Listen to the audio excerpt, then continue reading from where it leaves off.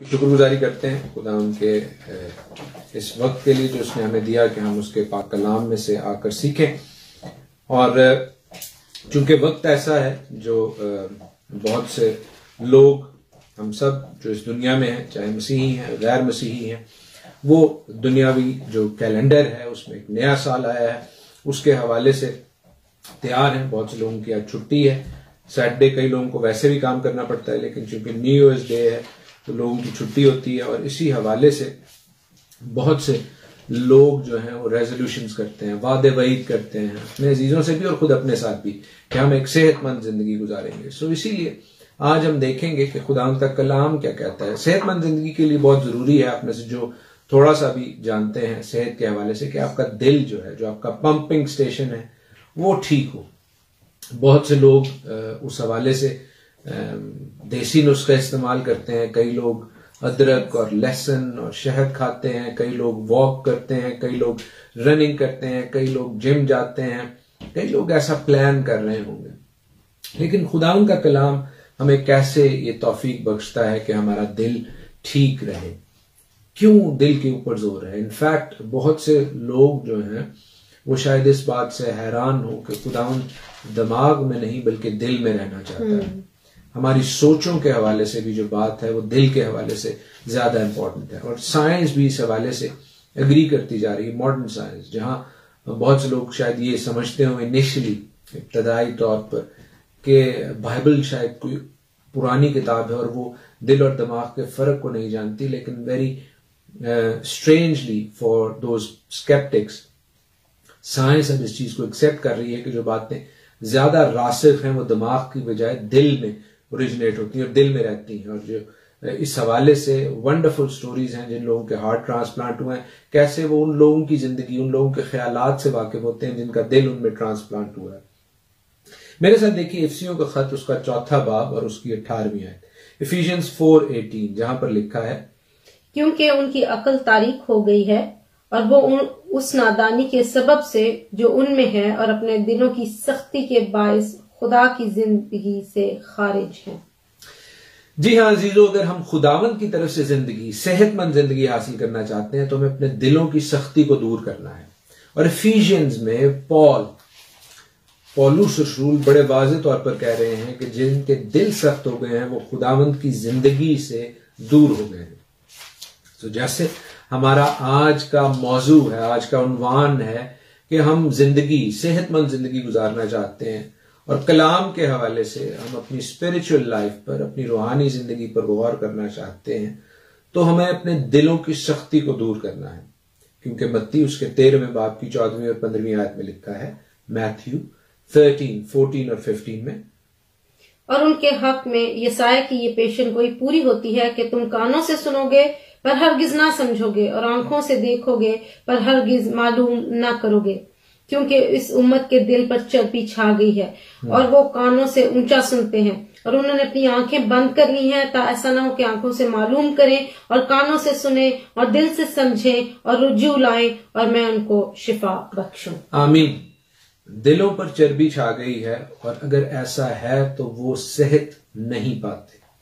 खुदाम कहते हैं अगर आप कानों से सुनेंगे, आंखों से देखेंगे और दिलों से समझेंगे तो आपको शिफा मिलेगी।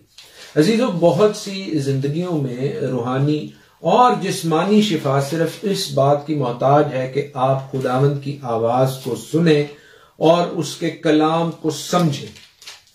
इसीलिए ज़बूर 107 में लिखा है कि वो अपना कलाम नाजिल फरमाकर उनको शिफा देता है, मगर उनके लिए जो उस कलाम को सुनते हैं और दिल से समझते हैं। वगरना कलाम, खुदावंद इस बात को कहते हैं कि ये मुतरादिफ है जैसे दिलों पर चर्बी छा जाती है। और आप जानते हैं कि जिनके दिलों पर चर्बी छा जाए वो लोग कोलेस्ट्रॉल की ज्यादती की वजह से फिर परहेजी चीजें खाते हैं, फिर दवाइयां खाते हैं, उनके दिलों के ऑपरेशन होते हैं, स्टंट्स डलते हैं।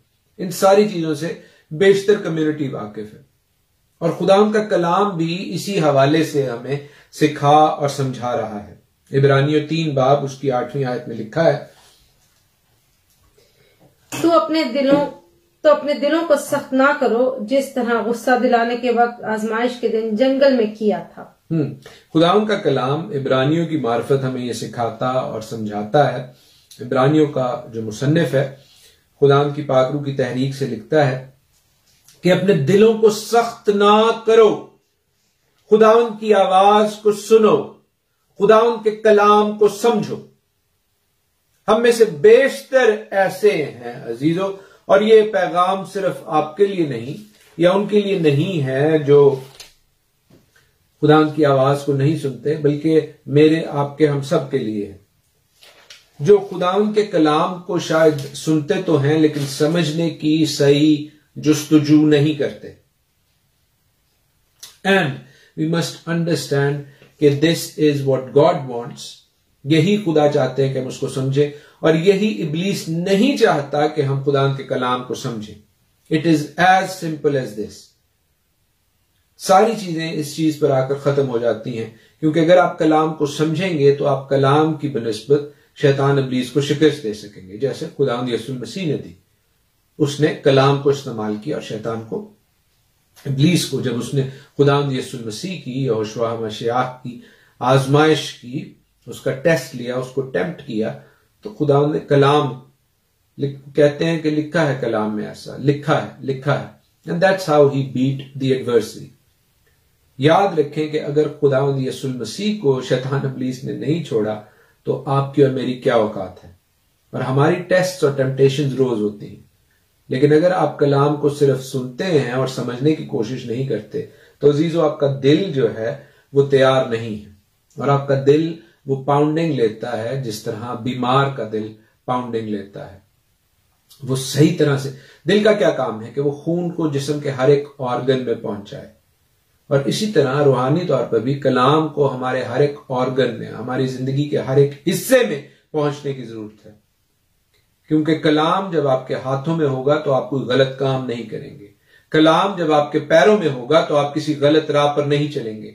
कलाम जब आपकी आंखों में होगा तो आप किसी गलत बात को नहीं देखेंगे। कलाम जब आपके लबों पर होगा तो आप कोई गलत बात नहीं बोलेंगे। हालेलुया।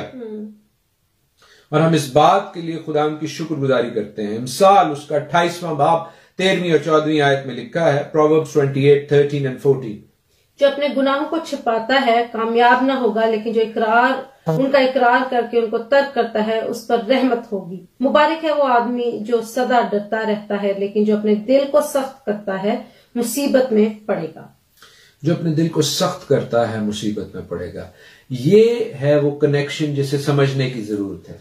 कलाम बताता है, इमसाल की किताब, हमने कुछ अर्सा पहले इमसाल की किताब को सीखा, हमने 6 प्रोग्राम्स किए इस हवाले से। बहुत से दोस्त उन प्रोग्राम्स में हमारे साथ थे, बहुत से लोगों ने बरकत पाई। हमने इस हवाले से बड़ी सादा सी आयत, बहुत ही सादा आयत देखी है कि अगर मुसीबत का जिक्र है उसके साथ दिल की सख्ती का जिक्र है। जहां पर दिल की सख्ती है कि कलाम को ना समझें या कलाम के हवाले से अपनी इंटरप्रिटेशन दें, अपने रिवायात की इंटरप्रिटेशन दें, वहां पर मुसीबत का आगाज है। चाहे वो मेरे बहन भाई हैं, चाहे वो आपके बहन भाई हैं, चाहे वो आप हैं, चाहे वो मैं हूं, लेकिन जहां पर मुसीबत है उसके साथ दिल की सख्ती का रिलेशन है।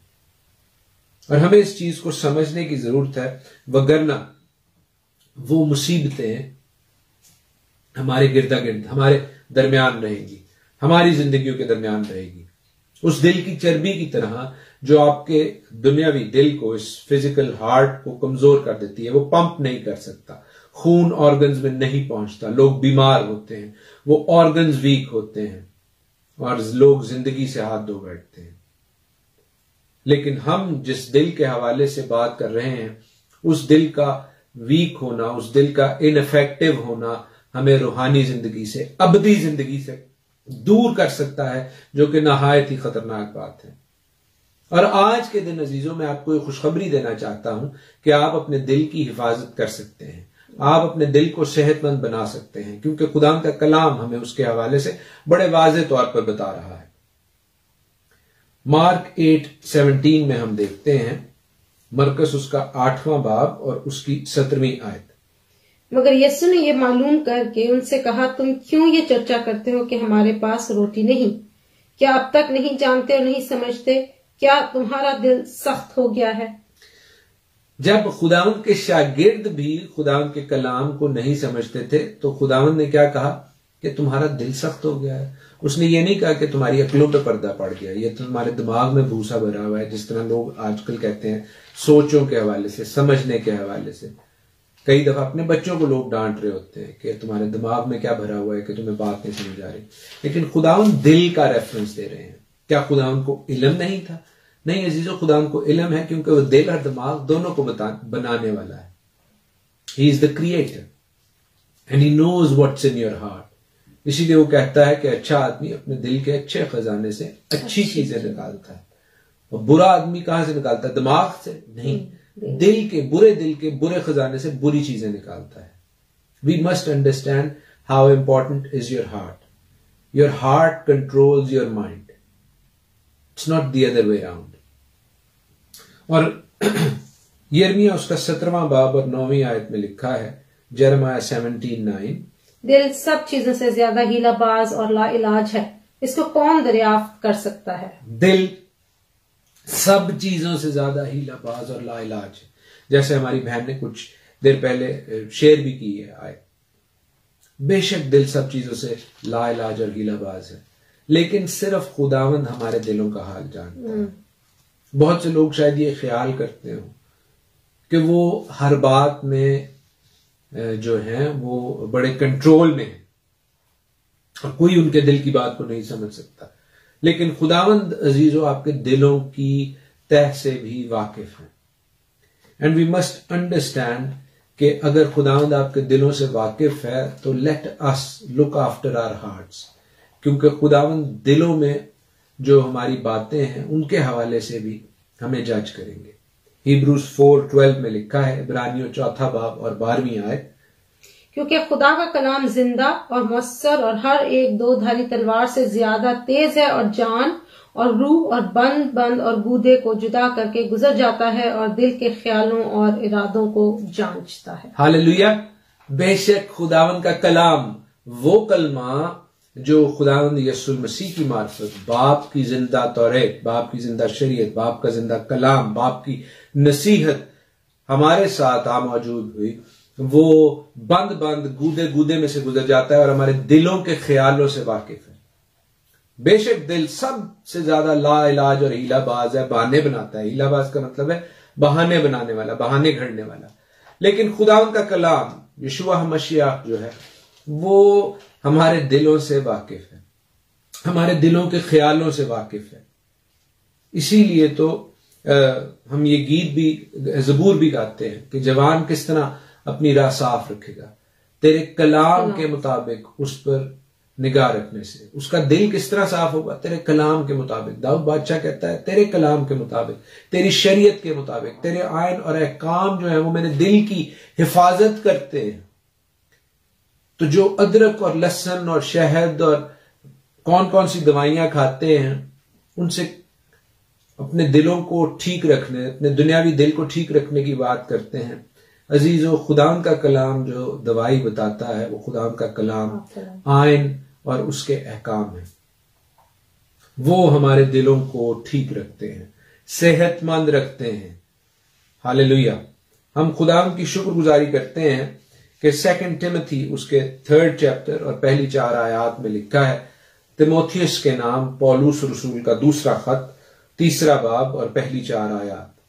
लेकिन ये जान रख के अखीर जमाना में बुरे दिन आएंगे, क्योंकि आदमी खुद गर्ज, जरदोस्त, शेखीबाज, मगरूर, बदगो, माँ बाप के नाफरमान, नाशुक्र, नापाक, तबई मोहब्बत से खाली, संग दिल, तोहमत लगाने वाले, बेइज्जत, तुंद मिजाज, नेकी के दुश्मन, दगाबाज, ढीठ, घुमंड करने वाले, खुदा की निस्बत ऐशो इशरत को ज्यादा दोस्त रखने वाले होंगे।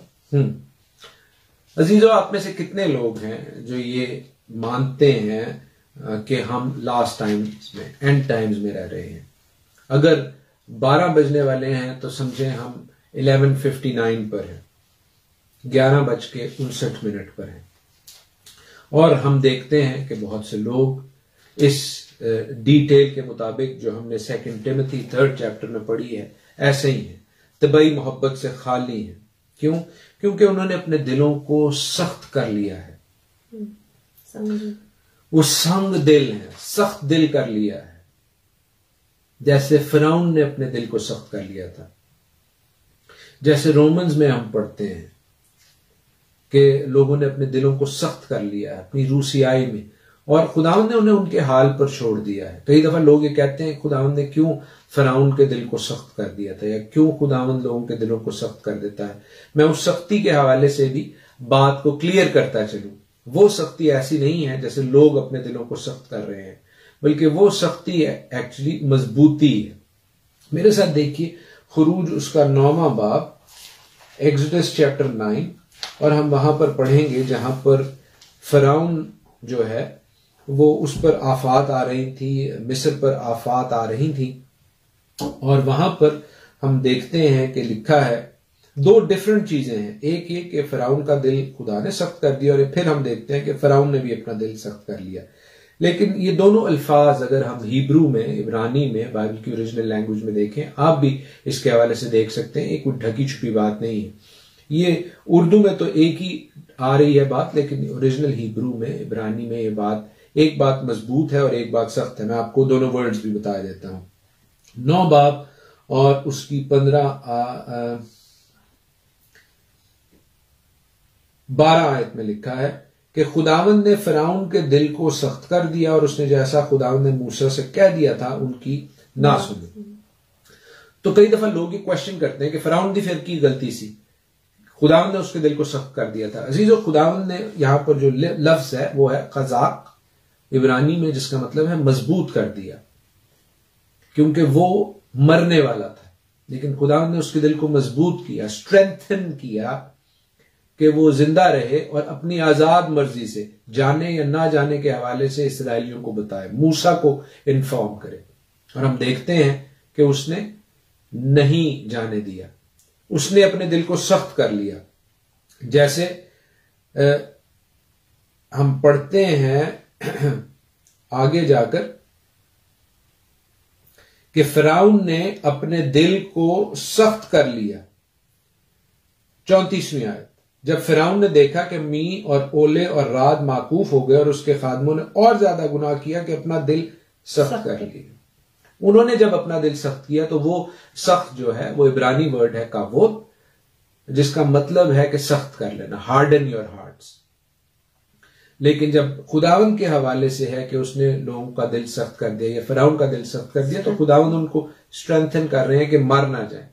जिस तरह एक बॉक्सिंग राउंड में जब बॉक्सिंग में ब्रेक आती है और जो कोचेज होते हैं वो तैयार करते हैं, दोबारा पक्खी चलते हैं, पानी मारते हैं बॉक्सर के मुंह पर कि वो तैयार हो अगले राउंड के लिए, इस तरह खुदावंद ने फिरौन को तैयार किया अगले राउंड के लिए कि अपनी मर्जी से लड़ना है लड़ो, या तौलिया फेंकना है, जाने देना है इन लोगों को तो जाने दो। और हम देखते हैं कि फिरौन अपना दिल सख्त कर लेता है। खुदावंद ने उसके दिल को स्ट्रेंथन किया, खुदावंद ने उसके दिल को खजाक, जिसका मतलब है मजबूत करना, मजबूत किया। और यही वो एनॉमली है जिसको हमें समझने की जरूरत है कि खुदावंद आपको बारहा मौके देते हैं। गुज़श्ता हफ्ते में, महीने में, सालों में खुदावंद ने आपको मौके दिए, और आज जब आपकी जिंदगी में एक नया दिन, नया महीना, नया साल, all be it new year according to worldly regulations आ रहा है, तो भी अजीजों खुदावंद आपको मौका दे रहे हैं। बहुत से लोगों के दिलों को शायद आज खुदावंद स्ट्रेंथन कर रहे हैं कि आप क्या फैसला लेते हैं। आप खुदावंद यीशु मसीह को कबूल करते हैं, आप उसके कलाम को समझने की बात करते हैं, या कहेंगे कि आप ज्यादा सियाने हैं, आप ज्यादा समझदार हैं, आप दुनिया की और अपनी जाती डॉक्ट्रिन या अपनी डिनोमिनेशन की डॉक्ट्रिन पर चलना चाहते हैं, और खुदावंद के कलाम को जो कि लिखा हुआ है, सादा है और बंद बंद गूदे गूदे में से गुजर जाता है, उसको वैसे नहीं समझना चाहते जैसे खुदा समझाना चाहते हैं। देन वी मस्ट अंडरस्टैंड के फिर उसमें क्या फर्क है कि किसका दिल कौन सख्त कर रहा है। खुदावंद लोगों के दिलों को स्ट्रेंथन कर रहे हैं ताकि लोग ये ना कहने वाले हों कि हमें मौके नहीं दिए गए, हमें अपॉर्चुनिटीज नहीं दी गई। 1 जॉन 3:9 में लिखा है, पहला यूहन्ना का खत, उसका 3 बाब और 9वीं आयत, जो कि खुदा से पैदा हुआ है वो गुनाह नहीं करता, क्योंकि उसका तुख्म उसमें बना रहता है, बल्कि वो गुनाह कर ही नहीं सकता क्योंकि खुदा से पैदा हुआ है। आमीन। सो जो अपने दिल को नरम कर लेता है वो खुदा से पैदा हुआ है और वो गुनाह नहीं करता। ये वो सोच है जो आपको और मुझको, बहुत से लोग इसे ज़मीर कहते हैं, ज़मीर की आवाज, बहुत से लोग इसको कहते हैं कि आपका कॉन्शियस है, होली स्पिरिट कन्विक्ट कर रहा है। But this is the born again Christian, वो जो नए सिरे से पैदा हुआ है। वो जब गुनाह करता है और इंसान होते हुए खता हो जाती है, लेकिन जो कन्विक्शन आपको रोकती है, पाकरू की आवाज, ज़मीर की आवाज आपको रोकती है, अजीजों, दरअसल वो आपके दिल की नरमी का सबूत है, खुदावंद की आवाज को सुनने की बात। नहीं तो लोग अपने दिलों को सख्त कर रहे हैं। पहला पत्रस का खत 5वां बाब और 8वीं आयत, 1 पीटर चैप्टर 5 वर्स 8 में लिखा है, तुम होशियार और बेदार रहो, तुम्हारा मुखालिफ इब्लीस गरजने वाले शेर बब्बर की तरह ढूंढता फिरता है कि किसको फाड़ खाए। किसको फाड़ खाए। शैतान इब्लीस क्या कर रहा है? शैतान इब्लीस उस ऑपोजिट टीम की तरह है, उसकी बादशाही उस ऑपोजिट टीम की तरह है अजीजों, जो आपको गोल करने से रोकती है। वो आपको फिजिकली रोकते हैं, आपको आगे बढ़ने से रोकते हैं। और अगर आपका ख्याल है कि आपकी जिंदगी बड़ी आसानी से होगी और आप दूसरी तरफ गोल जाकर कर लेंगे, तो ये एक नेक्स्ट टू इम्पॉसिबल बात है। मसीही हो जाना और मसीह को कबूल कर लेना ऐसा नहीं है जैसे कुछ प्रीचर्स प्रीच करते हैं कि जिवें यसू को कबूल किया तुहाडे अगे जिहड़े ने फुल्लां दी सेज बिछ जाएगी। ऐसा नहीं होता है, या आपको बहुत से पैसे मिल जाएंगे। हमारे एक दोस्त हैं अनिल कांत, जिन्होंने कहा कि जब वो भी मसीही नहीं थे, वो भी यही समझते थे कि जो मसीही होते हैं हिंदुओं में से या मुसलमानों में से, उनको बड़े पैसे दिए जाते हैं। कहते हैं अब जबकि मैंने खुद कलाम को समझ के, खुदा की आवाज को सुन के, अपने दिल को नरम करके मसीही हुआ हूं, तो आज मैं भी ढूंढता हूं कि मुझे वो पैसे क्यों नहीं मिल रहे, क्योंकि खुदावंद की राह में वो तमाम प्रॉब्लम्स हैं। याद रखें, जैसे ये हमने पढ़ा है 1 पीटर 5:8 में, पहले पत्रस के खत 5वें बाब 8वीं आयत में, वैसे ही हम देखते हैं कि जब खुदावंद यीशु मसीह जो है वो आते हैं उस अपनी टेम्पटेशन के बाद, तो लिखा है कि शैतान इब्लीस उसके पास से चला गया और उसके फरिश्ते आकर उसकी खिदमत करने लगे, लेकिन वो थोड़ी देर के लिए उसके पास से जुदा हुआ। वो थोड़ी देर के लिए उसके पास से जुदा हुआ। क्यों? क्योंकि वो फिर मौका ढूंढता था कि आकर यीशु मसीह को गिराए। तो अगर वो यीशु मसीह को बारहा, सिर्फ ये 3 टेम्पटेशंस तो वो हैं जिनके बारे में लिखा गया है, उसको कई बार आजमाया गया। Many a times Yeshua was tempted by the adversary। तो आपकी और मेरी तो कोई औकात नहीं, हम तो हर लम्हे पर जो है फॉलेबल हैं, गिराए जा सकते हैं। उसके लिए हमें कितना ज्यादा जरूरी है कि हम अपने दिलों को नरम करके खुदावंद की आवाज को सुने, उसके कलाम को समझे, ताकि हमारे दिल खुदावंद के कलाम से भरे हों और हम दाऊद की तरह ये कहने वाले हों कि मैंने तेरे कलाम को अपने दिल में रख लिया है ताकि तेरे खिलाफ गुनाह ना करूं। क्योंकि जब उसका कलाम हमारे दिलों में होता है अजीजों, तो हम, जैसा हमने पढ़ा, हम गुनाह नहीं करते। We are born again Christians, we are the born again believers. और यही वो बरकत की बात है जो खुदावंद आज आपसे और मुझसे करना चाहते हैं कि हम अपने दिलों पर गौर करें। इस सब्बत पर जिस पर हम खुदावंद के हजूर इकट्ठे हो रहे हैं, हम अपने दिलों पर गौर करें कि हम कैसे कर रहे हैं, अपनी जिंदगी को कैसे गुजार रहे हैं। How are we spending our lives? क्या हम अपनी जिंदगियों को अपने तौर तरीके के मुताबिक बसर कर रहे हैं, अपनी काबिलियत पर भरोसा करके बसर कर रहे हैं, या खुदावंद की लियाकत, खुदावंद की जो एबिलिटी है उस पर गौर और भरोसा करके बसर कर रहे हैं? क्योंकि खुदावंद की एबिलिटी बियॉन्ड द वर्ड्स, वो हर चीज, हर काम करने पर कादिर है, बशर्ते कि हमारे दिल नरम है और हम उसकी आवाज सुन रहे हैं। हबकूक उसका 2 बाब और 20वीं आयत में लिखा है, हबकूक का जो सहीफा है वो बड़ा खूबसूरत सहीफा है और अक्सर लोग इसके तीसरे बाब की 17वीं आयत को बहुत पढ़ते हैं और वन ऑफ द फेवरेट्स है वो मेरे लिए भी। लेकिन हबक्कूक 2 बाब उसकी 20 आयत में लिखा है, मगर खुदावंद अपनी मुकद्दस हैकल में है, सारी जमीन उसके हुजूर खामोश रहे। सारी जमीन उसके हुजूर खामोश रहे। Be still. खुदावंद आज आपसे और मुझसे कह रहे हैं कि अपनी ताकत पर, अपनी अकल पर भरोसा ना करो, but be still and listen to मी।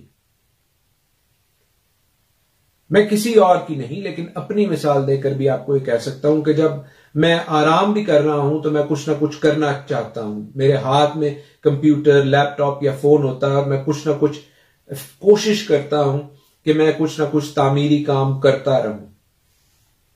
और शायद ये हर एक शख्स की ऐसी ही सोच हो, लेकिन खुदावंद आज आपसे और मुझसे ये कह रहे हैं कि बी स्टिल, खामोश रहो और मेरी कुव्वत पर भरोसा रखो।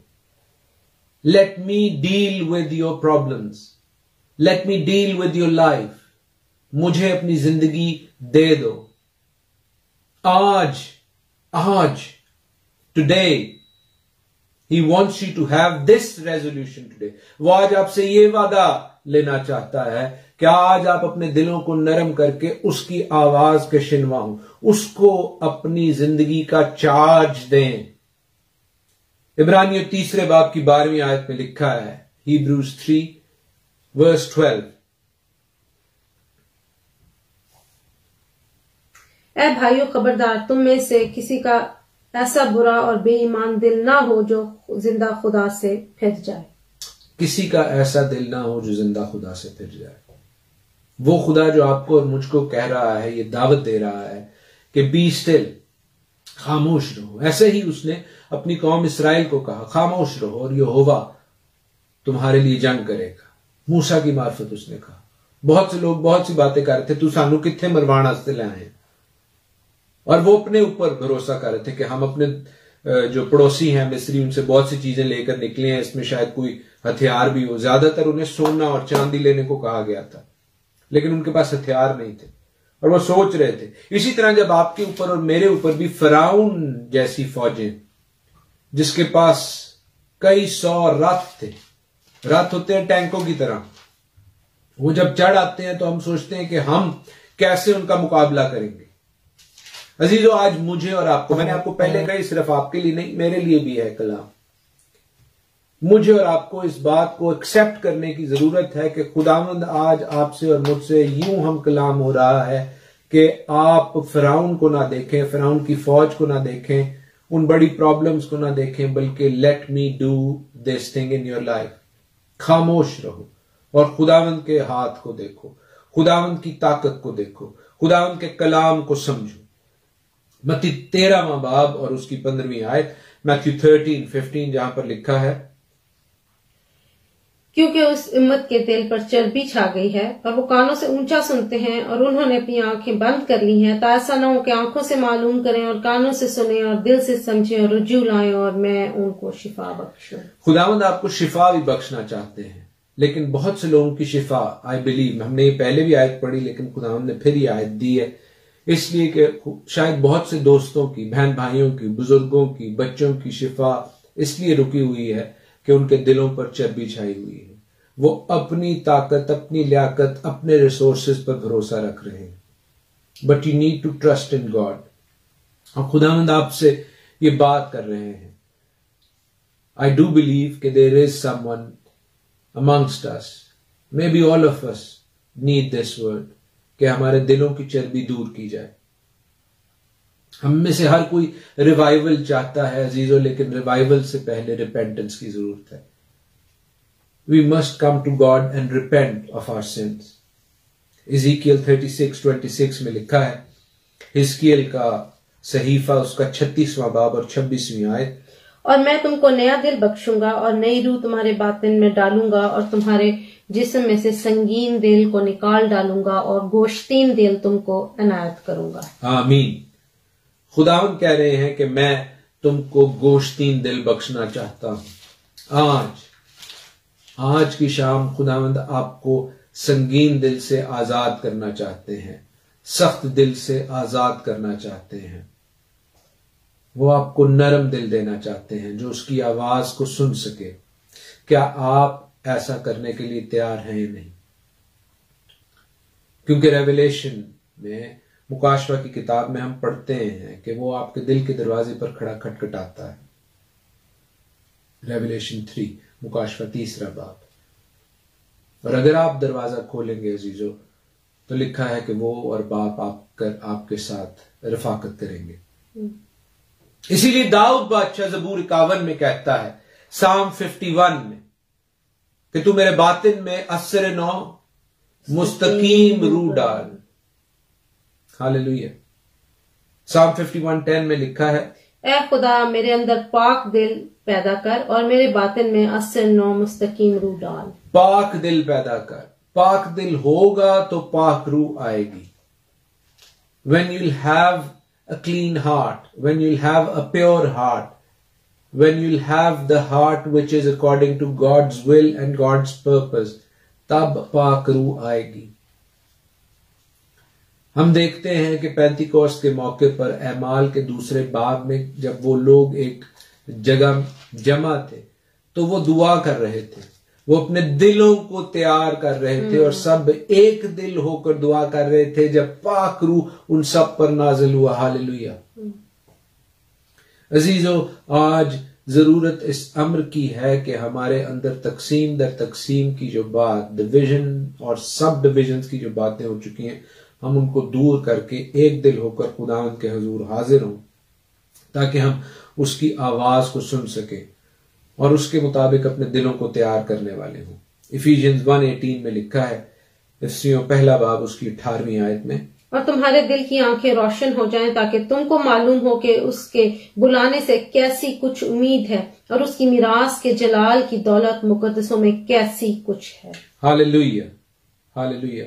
उसके बुलाने की कैसी उम्मीद है, उसकी मिरास की जलाल की दौलत मुकद्दसों में कैसी है।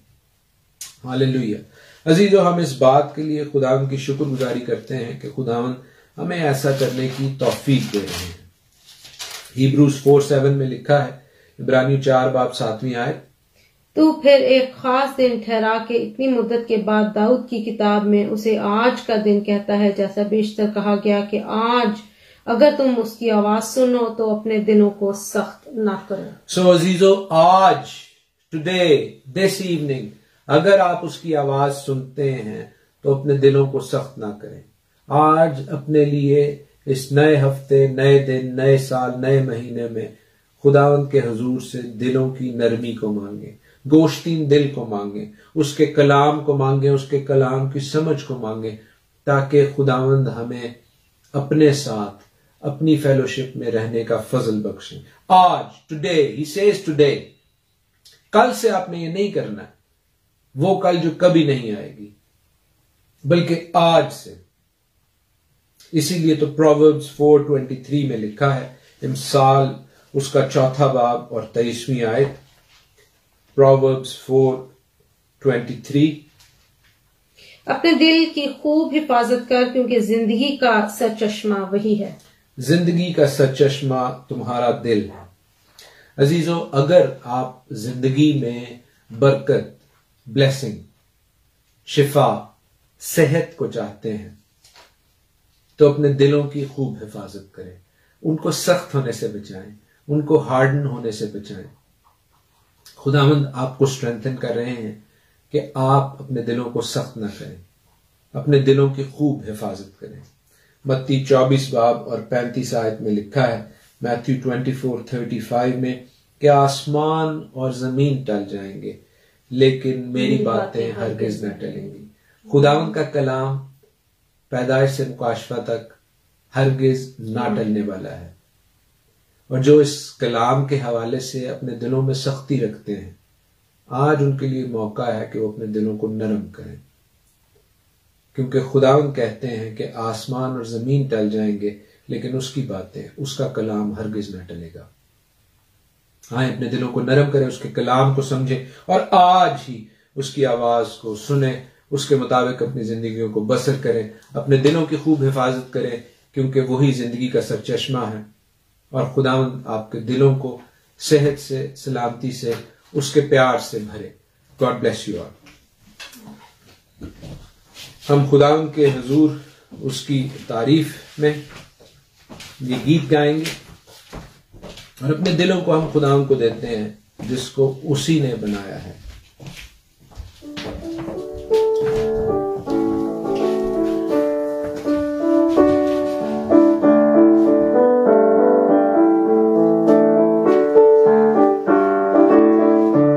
दिल ले मेरा प्यारे यीशु, इसको तूने बनाया है, इसमें तू अपना घर बना ले, इसके लिए ये बनाया है।